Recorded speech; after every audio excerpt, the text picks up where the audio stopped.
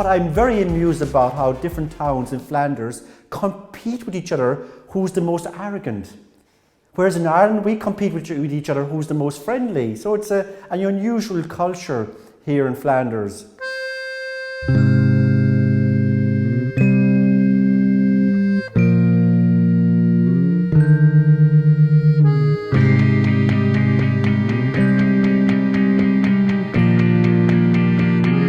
You know, it costs nothing to be nice.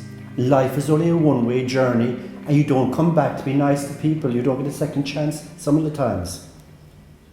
For me, home and away is something that I'm sort of almost struggling with now, because I've been living in Belgium for 15 years and I have almost moved from calling Ireland home to calling Belgium home. It's like I have two homes now. Well, I always say home is where the heart is. But we Irish are by nature a migrant community where the world is our oyster. Some people say we were born to be exported. We are being exported all over the world, and we've been coming to Belgium for the last 1400 years. And living in another country is home from home in many respects. I feel now that home for me is in Brussels. Ireland is the home country, and we give a commitment to where we live in, and we live in Brussels.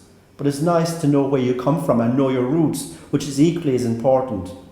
If I have workmen that come here, the first thing I do is put on the kettle and offer them cake.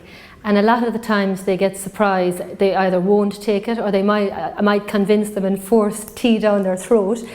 But it's not a natural thing, and I think that's one of the things that I've brought from Ireland, is that hospitality that you can't beat.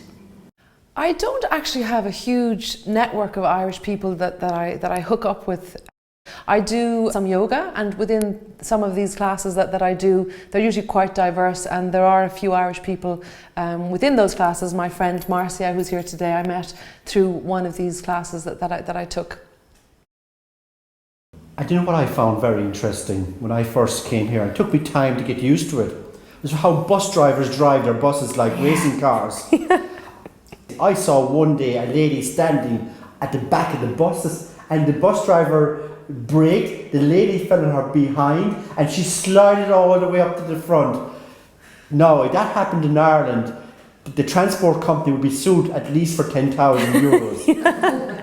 What I miss most is the Irish food, such as the double cream, chocolate Kimberley biscuits, and Barry's tea.